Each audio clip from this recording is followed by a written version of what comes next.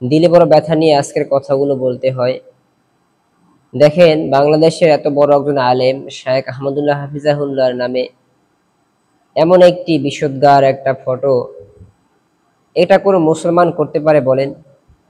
তাদের ঈমান আকীদা কোন পর্যায়ে চলে গেলে এমন একটি কাজ করতে পারে বলেন? হয়তোবা হতে পারে যে কোনো একটা মুস্তাহাব বিষয় নিয়ে তার মধ্যে মতবিরোধ ছিল, তারপরেও এত বড় আলেমের নামে এরকম একটা ফটো আপলোড করা, এটা কোন মুসলমানের কাজ হইতেই পারে না। আপনারা কি বলেন?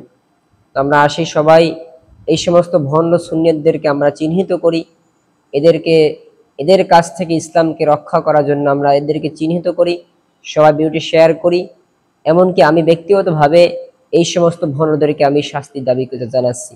রাষ্ট্রীয়ভাবে আমি চাই এই সমস্ত ব্যক্তিদেরকে অবশ্যই অবশ্যই আইনের আওতায় আনা হোক। সবাই ভিডিওটি শেয়ার করবেন, লাইক করবেন, কমেন্ট করবেন, আপনার মতামত কমেন্ট বক্সে জানিয়ে দিবেন।